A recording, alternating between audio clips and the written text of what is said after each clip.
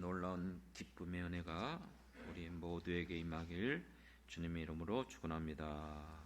구약 성경입니다. 하나님이 주시는 말씀, 다니엘서 2장 18절 19절 두 절의 말씀 우리 찾아서 한 목소리로 합독을 하도록 하겠습니다.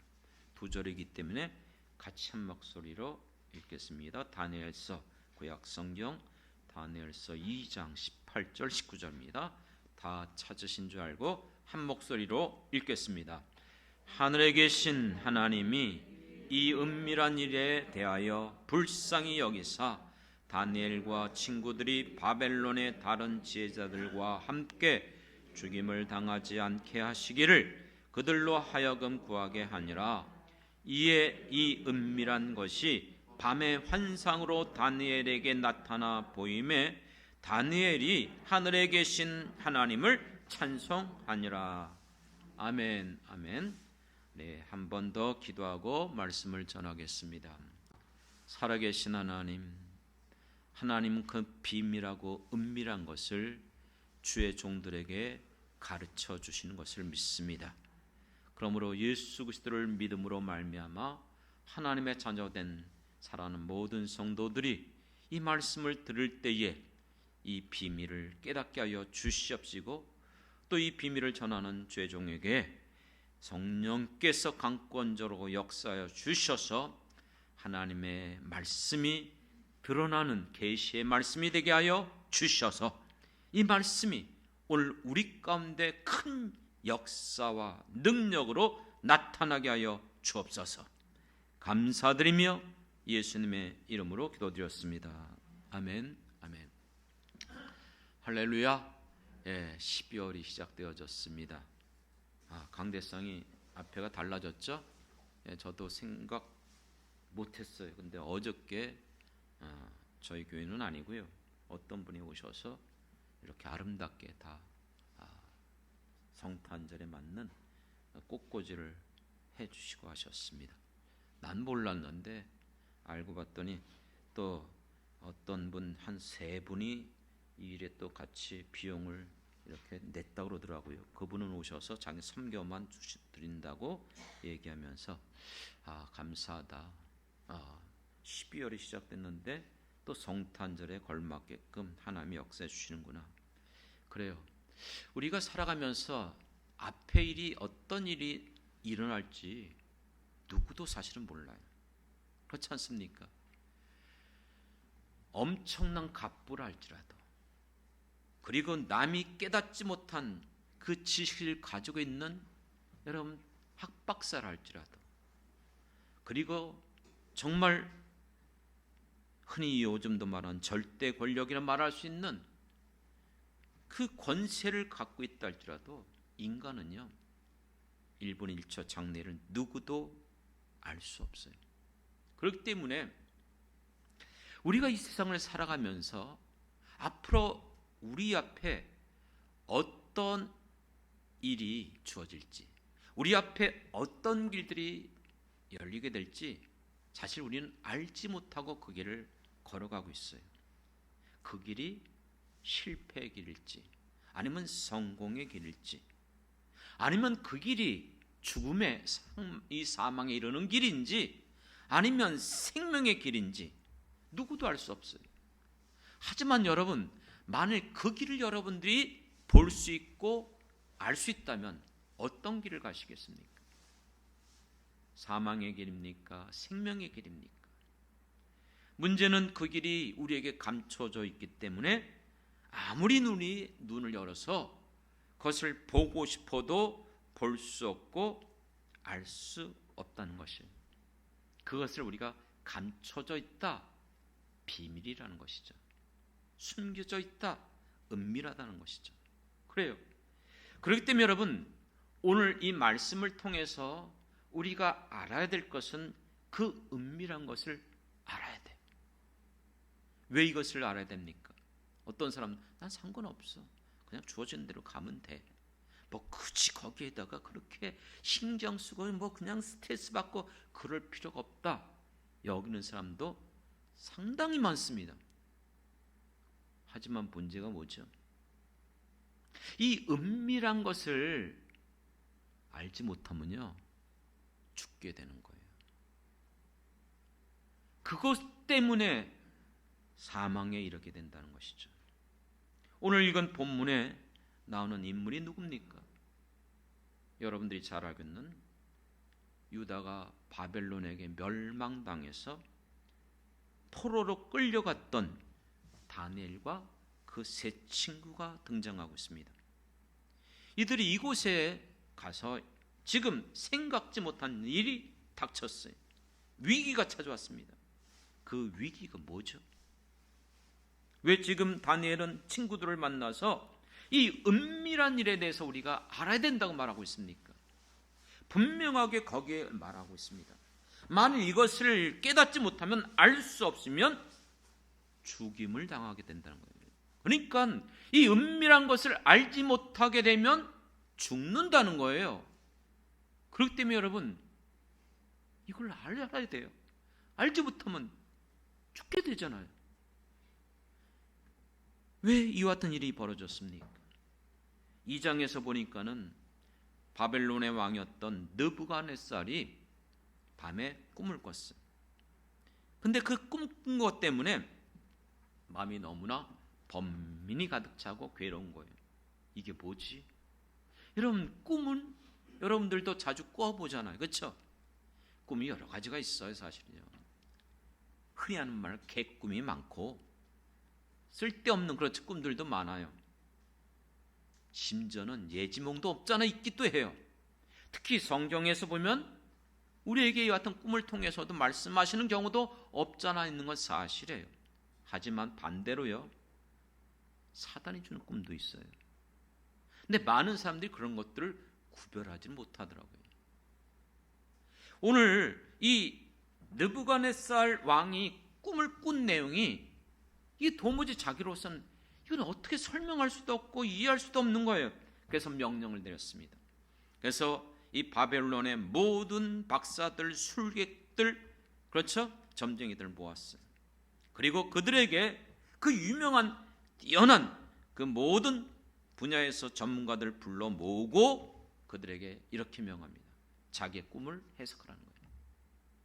그랬더니 거기 있는 그 술객들이 뭐라고 말합니까? 왕이시여, 무슨 꿈인지만 알려주십시오. 그럼 그 꿈에 대해서 해석해드리겠나이다. 그런데 느부갓네살 왕이 그렇게 안 해요. 아니라는 거예요. 너희가 내가 꿈꾼 것이 무엇인지도 그것을 알라는 거예요. 너희 스스로 그것을 알고 그리고 그 꿈에 대해서 해석하라는 거예요. 그랬더니 이 술객들이 아니라는 거예요. 얘기만 해주시면 얼마든지 그 꿈에 대해서 해석해 주겠다. 2번이나 술객들이 요구했어요. 그러나 왕은 단호하게 거부합니다. 만일 너희들이 내가 꾼 것이 어떤 꿈인지 너희가 맞추지 못하고 그 꿈의 내용도 너희들이 해석하지 못한다면 어떻게 하겠다는 거예요? 다 죽여버리겠다는 거예요. 다 전부 다 살해하겠다는 거예요. 사형을 당한다는 거예요. 술객들은 뭐라고 말합니까? 거기 있는 모든 사람, 그거는 신들 외에는 누구도 알 수 없습니다. 신 외에는 알 수 없는 거는 나는 상관없다는 거예요. 너희가 그것을 알지 못하면 전부 다 이제 사형을 당할 거예요.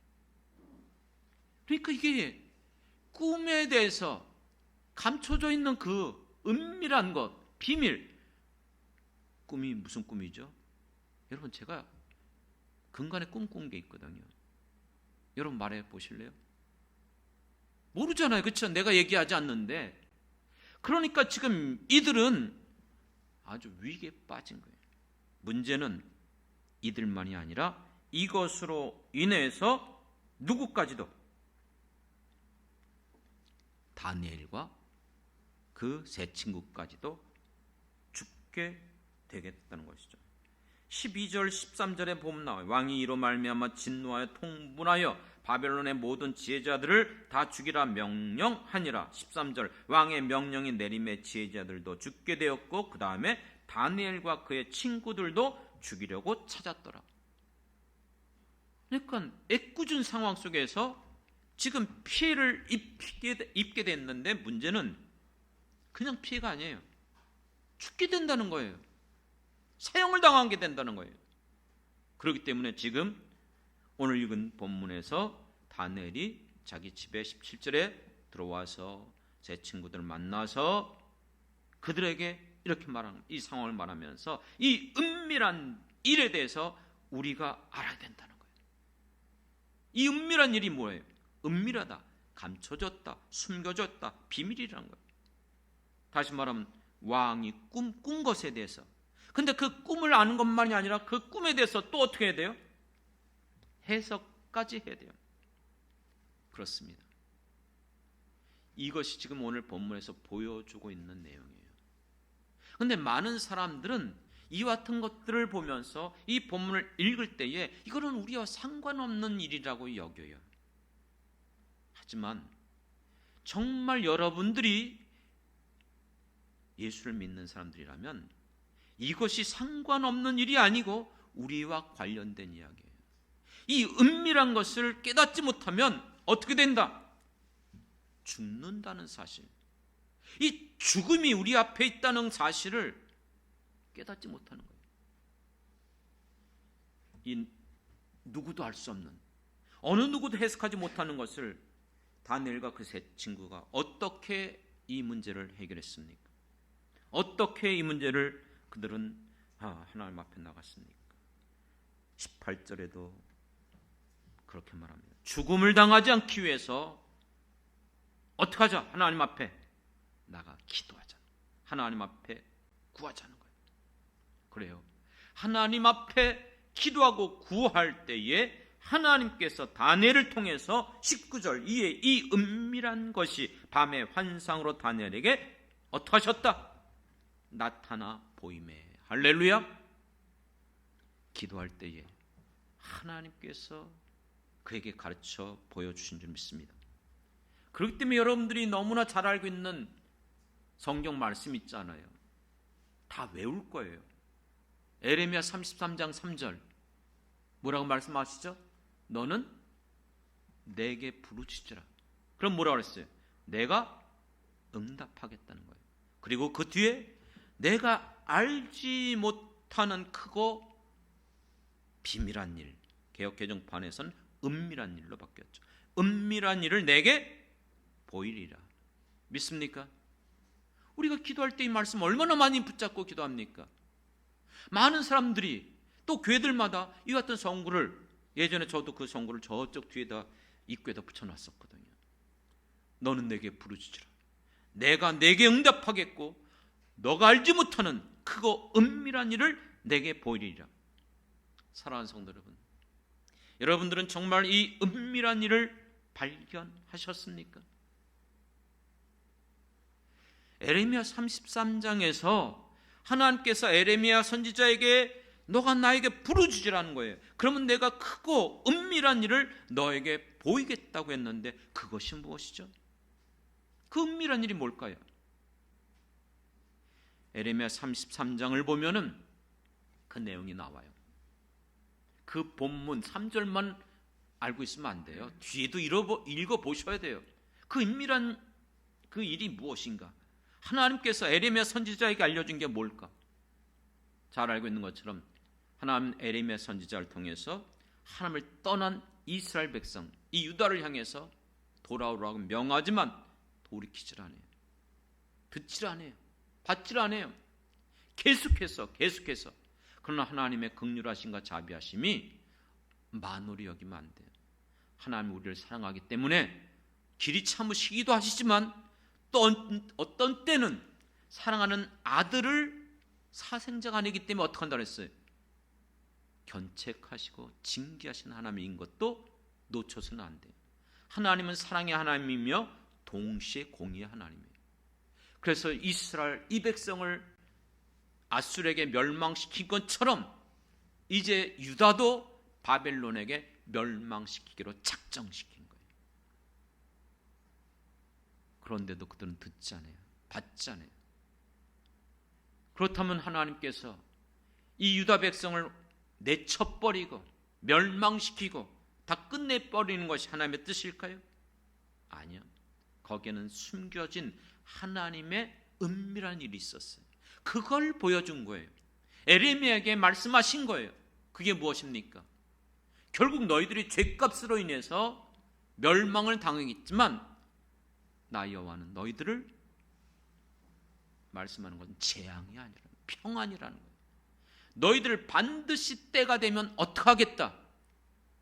포로 가운데 돌이키겠다고 약속하는 게 33장 뒤쪽에서 나오는 내용이에요. 그렇습니다. 이 사실을 에레미야에게 보인 거예요. 알려준 거예요. 그런데 그것이 전부가 아니었어요.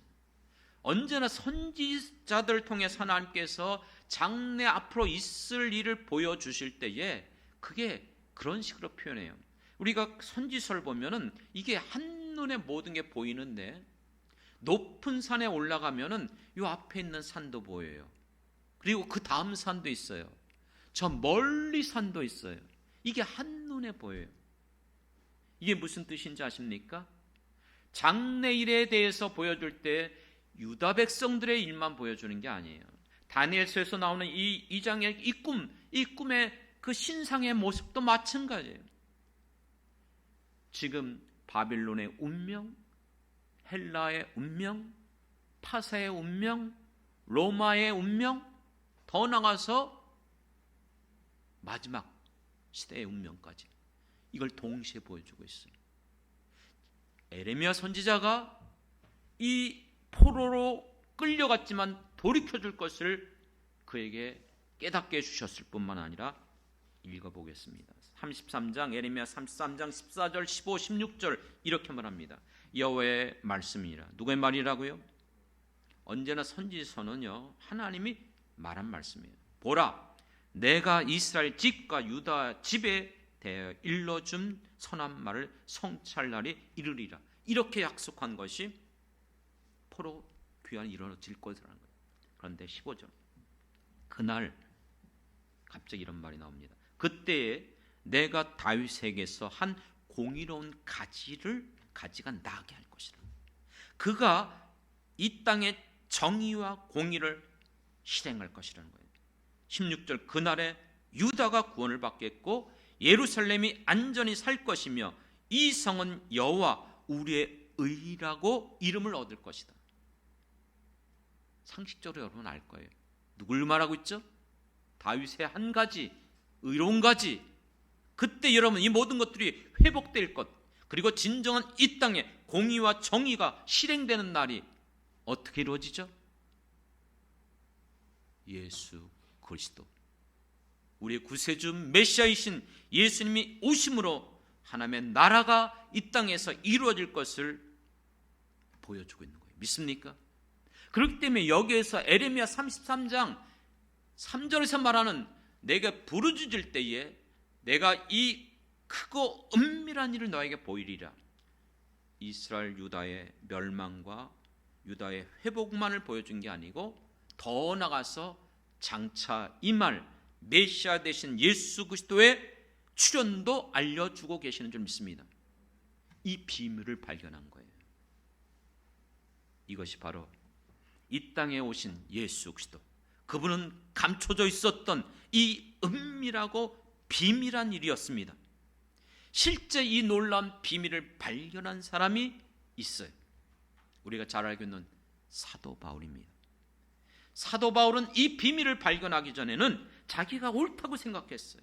그리고 옳다고 생각한 대로 그는 살아왔고 심지어는 예수님을 핍박했고 예수 믿는 자들을 감옥에 가두게 됐어요. 그런데 그가 발견한 하나님의 비밀이 무엇이었습니까? 그게 바로 에베소서에서 나오는 내용 아닙니까? 그것은 바로 예수 그리스도, 그분이 우리를 이 모든 죄악 가운데 구원하시기 위하여 이 땅에 오신 바로 하나님이셨고 하나님의 아들이시며 메시아였음을 깨닫게 된 거예요. 어떻게 그가 알았죠? 자기 스스로 몰랐어요. 깨달을 수가 없었어요. 주님께서 그에게 나타나셨고 그에게 말씀하여 주셨기 때문에 그가 그 예수를 만남으로 주여 누이십니까? 내가 핍박하는 예수라. 그렇습니다. 그는 드디어 이 비밀, 바로 예수 그리스도를 발견함으로 말미암아 우리에게 자기만 이 비밀을 깨닫는 것이 아니고 다른 자들에게도 이 비밀을 알길 원했어요. 그게 에베소 3장 내용이에요. 전에는, 과거에는 감춰져 있었던 비밀이었어요. 그러나 이제 예수님이 이 땅에 오심으로 말미암아 이 비밀은 더 이상 감춰져 있는 것이 아니고 드러난 비밀인 줄 믿습니다. 믿습니까? 그렇기 때문에 이 비밀을 가진 자들은 이 비밀을 전해야 될 책임이 있습니다. 사랑하는 성도 여러분, 여러분 어떻습니까? 정말 이 비밀을 발견하셨습니까? 예수를 믿는 사람들은 반드시 이 비밀을 발견한 사람들이에요. 그것은 우리가 우리의 행위로, 우리의 수고로, 내 지혜로? 아니요. 그래서 사도 바울이 에베소서 1장에 보면 우리에게 행하신 하나님과 예수님과 성령님의 이 놀라운 구속의 은혜를 너희는 알길 원한다. 그러면서 기도하는 거예요. 어떻게 해요? 이렇게 말했죠. 너희에게 지혜와 계시의 영을 주사. 지혜와 계시의 영이 뭐예요? 지혜는 하나님의 말씀인 줄 믿습니다. 하나님의 말씀을 통해서, 그리고 계시의 영, 성령을 통해서 하나님의 말씀을 우리는 읽고 듣고, 그리고 성령께서 그걸 깨닫게 할 때에 성경에 기록되어져 있는 이 예수가 하나님이시며 우리를 구원하실 유일하신 분인 줄 깨닫게 하여 주실 줄 믿습니다. 그렇기 때문에 여러분, 교회란 뭐죠? 이와 같은 비밀을 가진 자, 이와 같은 비밀을 발견한 자, 이와 같은 사람들이 함께 모여서 하나님의 나라를 이루는 거예요. 그래서 에베소서 2장에 보면 이제 이 같은 예수를 믿는 우리들이 함께 지어져 간다 했어요. 그 지어져 가는 것이 바로 교회예요. 그렇기 때문에 교회는 예수를 믿는 사람들이 모인 곳이기 때문에 에베소서 4장에 가면 누구도 이것을 흔들 수가 없어요. 이것을 무너뜨릴 수가 없어요. 왜요? 그리스도 안에서 하나이기 때문에. 몸도 하나요, 주도 하나요, 하나님도 하나요, 세례도 하나요, 성령도 하나요, 모든 게 하나예요. 7가지 하나를 통해서 어떤 누구도 주 예수 그리스도께서 세우신 그의 몸된 주님의 교회를 흔들 수가 없어요. 음부의 권세가 이기지 못한다 그랬어요. 악한 마귀 사단이 아무리 공격해요. 그래서 겉으로 보면 혼란이 오고 무너지고, 아니요, 그럼에도 진정한 주님의 몸된 교회는 든든히 세워져 왔고, 지금까지도 그랬을 뿐만 아니라 장래도 주님이 오실 때까지 이 지상에 주님의 몸된 교회는 세워져 갈 줄 믿습니다. 그렇습니다. 그리고 이 일을 위해서 하나님께서 주님의 교회에 선물을 주셨다 그랬어요. 제 얘기가 아닙니다. 사도 바울의 얘기입니다. 사도 바울을 통해서 하나님의 말씀이, 그러므로 이 땅에 세워진 주님의 교회가 든든히 세워지기 위해서 주신 선물이 있는데, 첫째가 선지자, 둘째가 선교사, 셋째가 누구죠? 목사와 교사. 선지자와 사도 끝났어요. 더 이상 존재하지 않아요. 그러면 남아있는 것이 두 직이에요. 선교사, 복음을 전하는 자, 그리고 하나는 목사와 교사예요. 같은 겁니다. 그렇습니다. 그렇게 목사를 세워주신 이유가 뭐라고 그랬죠? 에베소 4장에 분명하게 나옵니다. 성도들을 온전케 하며. 어떻게 한다고요? 온전케 하며. 그들로 주님의 교회를 어떻게 하기 위해서? 세워가기 위해서. 그러니까 성도들이 주님의 교회를 세워가기 위해서 먼저 필요한 것이 온전케 되라는 거예요. 여러분, 이 말씀 여러 번 얘기했어요. 이게 바로 옥하는 목사님이 목회하시면서 평생 잡고 가셨던 말씀이에요. 제자 훈련. 그렇습니다. 하나님의 사람들, 예수를 믿는 사람들을 어떻게 온전케 할 것인가. 그래서 그들이 먼저 예수님의 제자가 되고, 그리고 나서 봉사함으로 말미암아 주님의 교회가 세워져 가야 된다는 것입니다. 그렇습니다. 그렇다면 여러분, 성도들이 어떻게 온전케 될 수 있죠? 여러분 스스로 온전케 될 수 없어요. 그것이 바로 디모데후서에서 나오는 성경의 핵심 요절이에요. 성경의 핵심 요절은 베드로후서 1장 20절 21절에 있는 말씀. 모든 성경은 하나님의 감동으로 된 것이에요. 하나님의 사람들이 그렇죠? 받아서 말씀한 걸 기록한 거예요. 그렇기 때문에 누구도 이것을 자기 멋대로 사사라이 풀지 말라고 그랬어요. 그리고 여러분들이 알고 있는 디모데후서 3장 16절 17절 뭐예요? 모든 성경은 하나님의 감동으로 된 것으로 교훈과 책망과 바르게 함과 의로 교육하기에 유익하니 기억하십시오. 하나님의 말씀이 언제나 부드럽고 위로의 말씀이고 나에게 정말 아니요. 성경 스스로 우리에게 이 성경을 이렇게 말합니다. 우리를 교훈하기 위해서, 책망하기 위해서, 잘못된 것을 바르게 수정하기 위해서, 의로 교육시키기 위해서. 왜 이렇게 하십니까? 17절 이는 하나님의 사람을 온전케 하며, 하나님의 사람들이 세워질 수 있는 건 하나님의 말씀으로 세우는 거예요. 다른 것들로 세우지만 어떤 간증, 어떤 누구의 경험, 어떤 누구의 학습 이거 아니에요. 그건 천태만상으로 다 달라요. 그건 주관적인 것이에요. 객관적인 것은 오직 하나, 예수 그리스도를 믿는 기독교는 오직 성경 외에는 없습니다. 믿습니까? 이 하나님의 말씀으로 교훈받고 책망받고 바르게 되고 의로 교육하여 하나님의 사람으로 온전케 된다는 거예요. 그런데 뒤에 이렇게 나옵니다. 예전에 그렇게 나왔어요. 하나님의 선한 일을 하기에 어떻게 해요? 온전케 함이라. 온전케 되어져서 온전케 하나님의 일을 행하라는 거예요. 그런데 개역 성경에서는, 개역 개정판에서 바뀌었죠. 모든 선한 일을 행할 능력을 갖추게 된다. 그러니까 우리가 선한 일이라는 것은 하나님의 일을 행하는 것에 능력을 갖추기 위해서는, 온전한 하나님의 사람들로 되기 위해서는 하나님의 말씀을 우리가 통해서만 가능해요. 왠지 아십니까? 교회 생활을 지금까지 쭉 하면서 보니까 많은 분들 중에서 자기 딴에는 정말 하나님의 일을 충성하고 봉사한다고 하는데 자기 방식으로 하더라고요. 자기 스타일로 하더라고요. 자기 생각대로 하더라고요. 근데 그게 거침이 되어져요. 하나님의 영광을 가리게 되어져요. 그렇기 때문에 여러분 디모데후서 3장 14절에 이렇게 말하죠. 너는 배우고 확신하는 일에 거하라. 어떤 걸요? 하나님의 말씀. 사랑하는 성도 여러분, 그렇기 때문에 예수님을 믿는 사람들은 하나님의 말씀을 온전케 가르침받고 배우고 확신하는 일에 거해야 어떤 것이 하나님이 좋아하는 일이고 하나님이 기뻐하는 일이며 어떤 일이 하나님이 싫어하는 일이고 어떤 것이 악한 마귀의 일인지. 그래서 에베소서에서 보면 너희가 이제는 옛사람을 벗어버렸기 때문에 어둠의 일을 행하지 말라는 거예요. 그건 과거에 구습을 쫓았던, 그렇죠? 그때 족하다는 거예요. 이제는요 빛의 자녀가 됐기 때문에 빛의 자녀들답게 빛의 열매를 맺으며 살아가라는 것입니다. 사랑하는 성도 여러분, 우리는 지금 어떻게 살아가고 있습니까? 오늘날 한국교회가 코로나를 거쳐오면서 이와 같은 의식들이 무너져 내렸어요. 예배가 무너져 내렸어요. 교회관이 무너져 내렸어요. 그리고 성도들이 자기 교회라는 개념이 없어졌어요.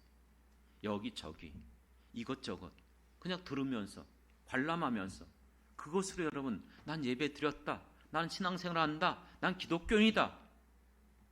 여러분 마치 이제는 가만히 보니까 쇼핑하던 온라인에서 어떤 분도 그러더라고요. 오늘은 유명한 저분 설교 들었으니까 이번에는 이 목사님이 아주 유명하다는데 이분 거 한번 들으면서 예배드려. 이러면서 그냥 교회 나오지도 않고 예배 드리고 있어요. 그러면서 자기는 기독교인이라는 거예요. 죄송하지만 결코 이러한 사람들은 예수님의 제자가 아니에요. 여러분, 예수님은 우리를 부르셨어요. 그리고 자기를 따라오라고 말씀하시면서 그리고 내 교회를 너에게 맡긴다고 말씀하셨어요. 그렇기 때문에 하나님의 사람들, 예수를 믿는 사람들은 하나님께서 내게 맡겨주신 바로 그 교회를 섬기며 충성하는 자들이 예수님을 기쁘게 하는 자들인 줄 믿습니다. 제가 이분을 근간에 오랜만에 다시 한번 간증을 들어봤어요. 안타깝게 이분이 돌아가시긴 하셨어요.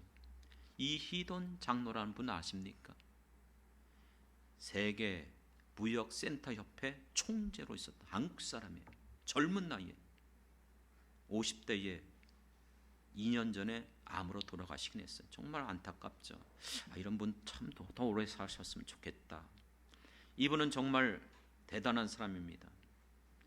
한국에서 미국으로 이렇게 가셔서 유학하시고 또 박사학위도 받고 또 캘리포니아 주립대학교 교수로, 옥스퍼드 대학 종신 교수로 이렇게 있으면서 세계 무역 센터 협회 최소연 30최연소 38세 그 젊은 나이에 이사로 됐다가 부회장으로 됐다가 총재가 돼버리신 분. 대단한 분이에요. 이분이 간증이 많아요. 여러분 한번 살펴보시면 얼마든지 들을 수 있을 것입니다. 은혜가 됩니다. 예, 이희돈 이 장로님이 그런 얘기를 했어요. 이분이 얼마나 세계 무역센터 협회이기 때문에 모든 세계를 다니면서 정신없어요. 많은 유명인사 만나고 회의 주도해야 되고 또 모든 것 그래요. 그런데 이분이 그런 간증을 하더라고요. 자기는 아무리 바쁘고 또 세계 수많은 집회, 회의에 참석하고 유명인사를 만나는 일정이 잡힌다 할지라도 자기가 반드시 지키는 게 있다는 거예요. 자기는 무슨 일이 있어도 주일은 자기 교회 참석한다는 거예요. 그리고 자기에게 맡겨준 사명을 자기는 감당한다는 거예요. 그러면서 이렇게 말해요. 왜냐하면 자기에게는 그 교회를 맡겨주셨기 때문에, 내게 맡겨준 교회이기 때문에 나는 주님의 교회를 섬기겠다는 거예요. 그래요. 어떻게 우리가 정말로 신실한 하나님의 자녀여, 하나님의 귀한 일꾼인 것을 알 수 있습니까? 예수님의 말씀대로 모든 거는요 열매로 알 수 있어요. 믿음은요 행함으로 나타나는 것이에요. 그 사람이 어떤 믿음을 갖고 있는지 말만 들어갖고는 아무 소용없어요. 별의별 소리 얼마든지 할 수 있어요. 베드로 사도처럼 다른 사람은 다 버리고 도망간 날처럼 난 죽을지언정 주님과 함께하겠다고 말이면 못하겠습니까? 그러나 여러분 그는 어떻게 행동했습니까? 그 사람의 신앙생활이 어떠한지 우리는 그 행하는 걸 보면 안다 그랬어요. 예배 생활을 어떻게 드리는지, 예배를 얼마나 귀하게 여기는지, 그냥 자기의 바쁘고 일정 여러 가지 있으면 그냥 빠져오고 참석하지 않고 그냥 편하게 요즘 시대 말한 아까도 얘기했지만 그냥 온라인 예배 드리고 그 설교 들으면 그건 아니에요. 여러분 이제서야 이제 그렇게 했던 분들도 이젠 목소리를 높여서 그거 예배 아닙니다. 아니 코로나 때는 그 예배라고 외치고 그러더니 왜 말을 두 번이나 반복해요? 여러분 그거는 영상이지 예배가 아니잖아요. 이와 같이 여러분 주님 앞에 나와서 믿는 성도들과 함께 한 목소리 찬양하고 함께 기도하며 하나님의 말씀을 들을 때 인격적으로 우리 안에서 성령이 내재하시고 감동하시고 역사하실 줄 믿습니다. 그래요. 그리고 하나님을 믿는다 그러면서 어떻게 기도를 안 합니까? 여러분 우리 힘으로 능으로 할 수 없는데 하나님 앞에 여러분 기도하지 않고 예수님 말씀처럼 기도에는 이런 이유가 일어날 수 없는데, 그리고 말씀 생활, 아니 어떻게 하나님을 알아요? 하나님 말씀 배우지도 않는데, 듣지도 않는데, 읽지도 않는데. 여러분 듣는 거 그냥 그건 여러분 정말 위험성이 너무나 많아요. 그렇기 때문에 여러분 마찬가지예요. 그리고 봉사하는지 안 하는지, 정말 내가 받은 복음이 진짜라면 이 복음을 다른 사람에게 전하는지 안 하는지 이 모든 걸 보면 알잖아요. 산상수훈에 여러분들이 잘 아는 말씀, 너희의 의가 바리새인이나 서긴간보다 낫지 않으면 결단코 천국에 갈 수 없느니라. 예수님이 너무나 엄격하게 말씀하셨어요. 그렇죠? 결단코 천국에 갈 수 없다는 거예요. 그러니까 우리가 믿는다면 반드시 행함으로 드러나는 거예요. 내 믿음과 행함은 분리될 수가 없는 거예요. 사랑하는 성도 여러분, 그렇기 때문에 사도 바울은 이 비밀을 발견한 이후에 그는 평생 죽을 때까지 순교를 하면서까지도 주님을 위하여 그 길을 걸어간 줄 믿습니다. 사랑하는 성도 여러분, 오늘 본문에 나온 다니엘의 이 세 친구는 죽음의 문턱에 서 있었어요. 그 같은 죽음 속에서 어떻게 살아날 수 있었어요? 은밀한 것을 발견했기 때문에. 성도 여러분, 여러분들은 정말 이 은밀한 비밀을 발견한 사람들이 되길 주님의 이름으로 축원합니다. 여기 한 가지 더 말씀드리고 이제 말을 마치려고 합니다. 우리에게 이 은밀한 것을 깨닫게 하시고 보여주시고 알게 하시는 분이 있습니다. 그것은 사도행전 2장에서 나오는 오순절 성령의 강림인 줄 믿습니다. 성령이 우리에게 임하실 때에 이와 같은 놀라운 일들을 깨닫게 하고 보게 하고 알게 하고 듣게 하시는 줄 믿습니다. 그래서 오순절 성령 강림이 일어났을 때 베드로 사도가 뭐라고 하나님의 말씀을 증언했습니다. 지금 이렇게 성령을 받아서 이렇게 방언을 하고 있는 이 놀라운 일들이 무엇인지 아느냐? 이는 선지자 요엘을 통하여 말씀하신 것인데 하나님이 말씀하시기를 말세에 내가 내 영을 모든 육체에 부어주리니 너희 자녀들은 예언할 것이요 너희 젊은이들은 환상을 보고 너희 늙은이들은 꿈을 꾸리라. 그때에 내가 내 영을 성령을이죠 내 남종 여종들에게 부어주리니 그들이 예언할 것이라. 믿습니까? 그렇기 때문에 성령을 받은 사람들은 예수를 믿음으로 말미암아 그들의 영안이 열리고 세상 가운데 살아가면서 꿈과 비전을 갖고 살아가는 사람들이 예수를 믿는 사람들인 줄 믿습니다. 남이 보지 못한 것들을 보고 남이 듣지 못한 것을 듣는, 그리고 정말 신비로운, 정말 하나님의 그 음성을 듣고 영적 체험을 하면서 살아가는 사람들이 그래요. 오해가 안 생겼으면 좋겠습니다. 저는 평생을 말씀 사역자였어요. 제자 훈련해왔고 오직 저는 성경 외에. 그런데 사람들이 오해를 해요. 그런 걸 잘 얘기를 안 하기 때문에, 그런 부분에 대해서 별로 내가 드러내질 않기 때문에. 여러분, 저도 참 여러분들에게 그런 간증을 안 하기 때문에 안 하고 있는 것뿐이지 생각밖에 그런 게 사실 많아요. 얼마 전에도 좀 문제가 있어서 기도를 하고 있는데 저에게 꿈에 저를 아끼고 사랑하는 어느 목사님이 찾아오셨어요. 나무를 갖고 오셨어요. 큰 나무를 여러 개를 갖고 오셨어요. 그걸 갖고 저에게 주셨어요.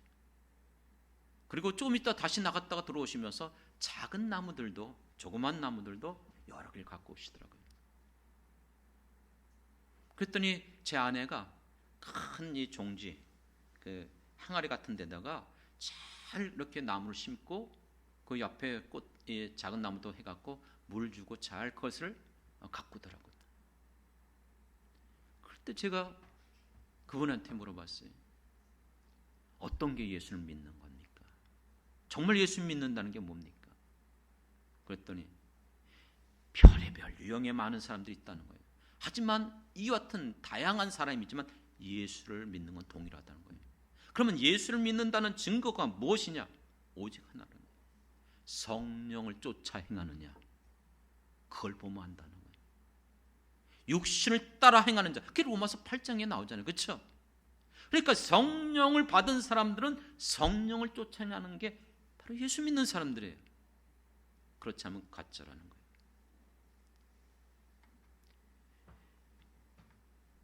얼마 전에 꿈에서 또 저에게, 자주 그럴 거 없어요 사실, 근데 어느 분이 교회를 나가시더라고요. 그걸 보여주셨어요. 그런데 나가는데 한 분이 들어오세요. 한 분이 들어오세요. 얼굴은 잘 보이지 않아요. 근데 들어오시면서 이렇게 말씀해요. 내가 세우라고 보냈는데 너가 싫다고 나가니까 내가 세우러 들어가겠다. 나라도 세우러 들어가겠다. 이게 뭔지 모르겠어요. 근데 그냥 생각나는 게 커바디스 도미네, 그 생각이 나더라고요. 근간에 계속해서 저는 기도하고 있습니다. 기도하는데 계속 성령께서 생각나게 하는 말씀 본문이 있어요. 베드로전서 4장 7절 찾아보니까 베드로전서 4장 7절 8절 이렇게 계속 저에게 강하게, 심지어는 어떤 때는요, 예전에는요 성령 본문까지 말해요. 이게 뭐지? 그걸 한 번이 아니에요. 계속 몇 번을 그렇게, 그래서 찾아서 그걸 기록했던, 그게 의미가 있더라고요. 근데 이번엔 기도하는데 계속 성령께서 제게 생각나게 하는 말씀이 뭐냐, 만물이 마지막이 가까이 왔으니, 이 만물의 마지막 말 세친 말이잖아요. 그러므로 너희는 정신을 차리고 근신하여 기도하라. 지금 기도해야 될 때예요. 그러면서 이렇게 말합니다. 무엇보다 뜨겁게 서로 사랑할지니 사랑은 허다한 죄를 덮느니라. 율법의 완성이 뭐예요? 사랑이에요. 예수님께서 우리에게 주신 세 계명도 여러분 서로 사랑하라. 그럼으로써 너희가 내 제자인 줄 알리라. 사랑하는 성도 여러분, 여러분들은 예수의 이름의 비밀을 가진 자들인 줄 믿습니다. 이 예수의 이름의 비밀은 에베소서의 말씀처럼 하늘에 있는 자나 땅에 있는 자나 땅 아래에 있는 자들이 그 이름 앞에 무릎 꿇고 복종하게 하는 권세를 가진 게 예수님의 이름인 줄 믿습니다. 그렇기 때문에 여러분들은 이 이름을 붙잡고 언제든지 낙심치 말고 절망하지 말고 하나님 앞에 나가 기도하고 부르짖으면 하나님은 때마다 시마다 역사하시는 분이에요. 은혜를 베풀어 주시는 분이에요. 믿습니까? 이번에도 정말 전 생각도 못했어요. 근데 하나님께서 또 이렇게 전혀 알지 못하는 분이에요. 근데 이분이 이런 것들을 하는 재주가 있대요. 그래서 오셔서 정말 어제 하루 동안 이걸 다 하셨어요. 그리고 또 난 몰랐는데 또 여기에 들어가는 비용을 한 3분이 또 이렇게 서로 아는 분들도 아니에요. 하나님이 하시는구나. 또 근간에 제가 어느 성도 가정을 놓고 기도하는 게 있었어요. 근데 그게 응답됐어요. 얼마나 감사한지. 하나님이 하셨구나. 내가 약속했었는데 정말 하나님께서 우리 같이 기도하자고 그랬는데 그래요. 이런 것들을 여러분 한두 가지가 아니에요. 어떤 분은 계속 기도하는데 안 와요. 아무리 기도해도. 제 친구 목사도 마찬가지였어요. 이건 내가 하고 싶어서가 아니라 아무리 해도 안 될 때가 있어요. 그걸 내가 하는 게 아니에요. 죄송합니다. 이런 얘기 제가 잘 안 해요. 그게 중요한 게 아니기 때문에. 여러분, 은밀한 일을 안다는 거, 우리 안에 성령이 거하시며 각 심령 안에서 여러분들이 경험하지 못했고 알지 못하고 깨닫지 못하는 일들도 일으키시는 줄 믿습니다. 근데 이게 중요한 게 아니거든요. 이것 때문에 오류에 빠지고 거기에 미혹되고 그것 때문에 여러분 하나님의 말씀을 떠나면 안 되기 때문에 저는 할 수 있으면 그런 것들을 어떻게든지 안 하려고 해요. 하지만 여러분들 오늘 왜 우리에게 이 비밀을 알게 하시는가? 이것을 우리에게 보여주신 이유가 무엇인가? 생각해 보십시오. 하나님께서 이 은밀한 이 비밀을 알게 하시는 이유와 목적은 오직 하나예요. 예수를 믿는 자들 통해서 주님께서 우리에게 맡겨주신 주님의 몸된 교회가 세워지기 원하시는 줄 믿습니다. 그렇기 때문에 초대교회 공동체를 보십시오. 헬라인들, 유대인들, 왕족들, 종, 그리고 당시에 그 사회적인 문화나 제도를 보면 서로 받아들일 수 없는 사람이에요. 융화될 수 없는 사람이에요. 만날 수 없는 사람들이에요. 그런데 이와 같은 사람들이 초대교회 공동체에 들어왔어요. 대표적인 교회가 안디옥 교회이긴 하지만 그렇습니다. 그런데 그들이 서로 하나가 됐어요. 한 형제 자매가 됐어요. 그리고 그들을 통해서 교회가 세워지고 복음이 전파되어지고 하나님의 나라가 세워지는 드러나는 일에 쓰임받게 됐어요. 이건 엄청난 충격적인 사실이에요. 어떻게 서로 융화될 수 없는 사람, 함께할 수 없는 사람, 만날 수 없는 사람, 친구가 될 수 없는 사람, 그들이 한 마음이 되고 어떻게 저렇게 할 수 있지? 비밀은 오직 하나예요. 예수 그리스도 안에서 하나가 된 줄 믿습니다. 한 하나님, 한 예수님, 한 성령을 받았기 때문에 그 같은 역사가 초대교회에 일어난 거예요. 그게 교회예요. 그렇다면 오늘날도 예수를 믿는 교회들이라면, 예수님을 믿는 성도들이라면 초대교회에 일어났던 동일한 역사들이 오늘 이 시대 가운데 얼마든지 일어나야 되지 않겠습니까? 같은 하나님, 같은 예수님, 같은 성령을 가신 우리 모든 성도들이 정말로 뜨겁게 서로 사랑하고 서로의 허물을 덮어주고 하나님이 우리에게 맡겨주신 주님의 교회를 위하여 서로 섬기며 충성하고 격려해주고 돕고 기도해 주면서, 여러분 그거 아닙니까? 여러분은 정말 예수님 안에 있는 이 크고 놀라운 비밀을 발견하셨습니까? 그렇다면 여러분, 이 비밀을 발견한 사람들은요, 사도 바울이 이렇게 말했습니다. 사람이 고린도전서 4장 1절 2절에 마땅히 우리를 그리스도의 일꾼이요 하나님의 비밀을 맡은 자로 여길지어다. 이 비밀을 맡은 자, 발견한 자가 우리예요. 맞죠? 이 비밀, 예수 그리스도에 있는 그 비밀을 발견했기 때문에 우리가 예수님을 믿고 우리의 죄가 사함받고 하나님의 자녀가 됐고 저 천국의 영생에 대한 소망을 가지고 있잖아요. 그러므로 2절, 맡은 자에게 구할 것은 충성이니라. 사랑하는 성도 여러분, 예수님이 우리에게 율법에 대해서 이렇게 정리해 주셨잖아요. 첫째는 마음을 다하여, 성품을 다하여, 뜻을 다하여, 목숨을 다하여 하나님을 사랑하고 이와 같이 내 이웃을 사랑할지니. 올해 이제 마지막 달 다가왔습니다. 마지막 달을 맞이할 때마다 그런 생각이 들어요. 내 인생도 마지막이 오겠지. 언젠지 누구도 몰라요. 여러분들에도 그 인생이 마지막 때가 다가올 겁니다. 그때에 우린 사도 바울과 같이 내가 나의 믿음을 다 지키고 달려갈 바를 다 달린 후에 주님 앞에, 의로운 재판장 되신 주님 앞에 섰을 때에 우리에게 그 면류관을 주실 것을 우린 바라보면서 끝까지 주님께서 우리에게 불러주시고 맡겨주신 이 길, 주님의 몸된 길을 위해서 함께 달려가야 되지 않겠습니까? 주님 앞에 우리가 섰을 때 주님께서 악하고 게으른 종아, 이와 같은 책망받는 것이 아니라 잘하였다, 충성된 종아, 내가 작은 일에 충성했음에 나와 함께 이 즐거움에 참여하자, 이렇게 주님의 말씀을 들으면서 칭찬과 명성과 존귀함을 얻으면서 주님 앞에서 정말로 아름답게 살아갈 수 있는, 영원토록 즐거워하며 살아갈 수 있는 이 비밀을 깨달은 저와 여러분이 되길 주님의 이름으로 축원합니다. 기도하겠습니다.